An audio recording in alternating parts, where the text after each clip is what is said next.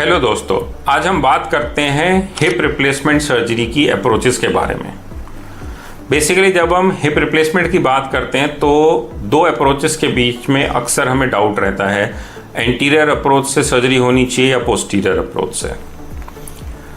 अगर आप सर्जन्स की सुने तो दोनों ही अप्रोचेस अच्छी हैं, दोनों के अपने फ़ायदे और अपने नुकसान हैं। ये ज़्यादातर इस चीज़ पे डिपेंड करता है कि आपके सर्जन की ट्रेनिंग किस हिसाब से हुई है, वो कौन सी अप्रोच से रूटीनली सर्जरी करते हैं, क्योंकि उसी से वो बेस्ट रिजल्ट दे पाएंगे आपके केस में। लेकिन फिर भी आज हम बात करते हैं दोनों अप्रोचेस की। पोस्टीरियर अप्रोच जो होती है उसका मतलब वो होता है कि जो हम हिप के पीछे की तरफ से सर्जरी करते हैं उसको कहते हैं पोस्टीरियर अप्रोच।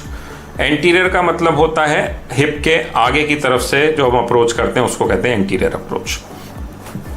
अगर हम पोस्टीरियर अप्रोच पीछे वाले की बात करते हैं तो सबसे पहले तो ये समझिए कि ये दुनिया की सबसे ज़्यादा यूज़ होने वाली अप्रोच है हिप के लिए। ज़्यादातर सर्जन्स इसी को यूज़ करते हैं। इसका फ़ायदा ये रहता है कि इससे एक्सपोजर बहुत अच्छा होता है। एक्सपोजर मतलब जिस एरिया में हमें सर्जरी करनी है उस एरिया को हम अच्छे से खोल के देख पाते हैं। तो जो हमें इम्प्लांट लगाने हैं हम इम्प्लांट अच्छी पोजीशन में लगा पाते हैं।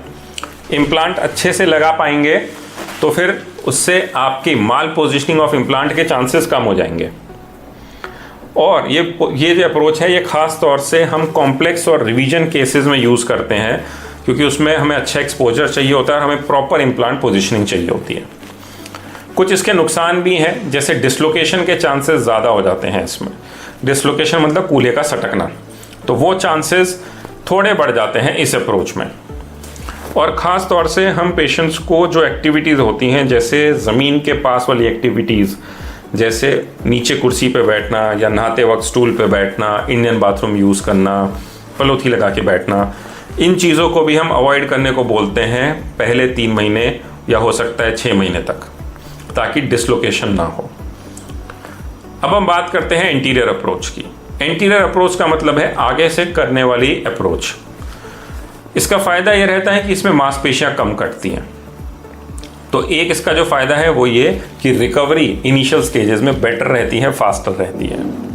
इसमें दर्द भी कम रहता है, हॉस्पिटल स्टे भी पोस्टीरियर अप्रोच के मुकाबले कम हो सकती है इसमें आपकी। और डिसलोकेशन के चांसेस मतलब कूल्हा सटकने के चांसेस वो भी कम हो जाते हैं। कुछ जो डिसएडवांटेजेस या नुकसान है इस अप्रोच के वो ये हैं कि ये टेक्निकली ज़्यादा डिमांडिंग है। इसमें अलग तरह के हमें रिट्रैक्टर्स यूज़ करने पड़ते हैं। हर सर्जन इसका यूज़ भी नहीं करता है, तो इसकी ट्रेनिंग भी वर्ल्ड वाइड उस हिसाब से कम है। दूसरा, ये बहुत मोटे पेशेंट्स में या जिनकी हिप की एनाटमी बिगड़ी हुई है, जैसे हड्डियां अगर पहले से टेढ़ी हैं या कोई कॉम्प्लेक्स सर्जरी करनी है, तो उसमें इस अप्रोच का थोड़ा नुकसान होता है क्योंकि एक्सपोजर उतना अच्छा नहीं होता। और यहाँ से जो टेम्परेरी नमनेस के चांसेस होते हैं थाई में, क्योंकि नर्व पास से जारी होती है, ब्लड वेसल पास से जारी होती है, तो उसमें इंजरी के चांसेस बढ़ सकते हैं। तो ओवरऑल दोनों ही अप्रोचेज़ अच्छी हैं।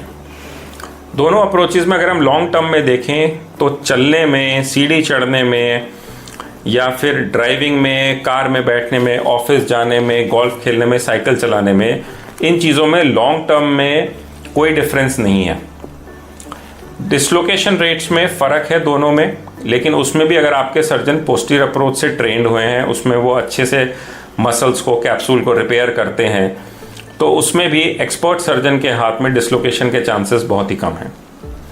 तो दोनों अप्रोचेज़ अच्छी हैं, दोनों के अपने फ़ायदे और नुकसान हैं। बेस्ट ये है कि आप अपने सर्जन पे छोड़ दें, जिस अप्रोच में वो ट्रेंड हैं, जिससे वो अच्छे रिजल्ट दे सकते हैं, उस अप्रोच को वो फॉलो करें। बाकी दोनों अप्रोचेस के अपने कुछ फ़ायदे हैं, कुछ नुकसान हैं, लेकिन दोनों ही अप्रोचेस वर्ल्ड वाइड यूज़ होती हैं।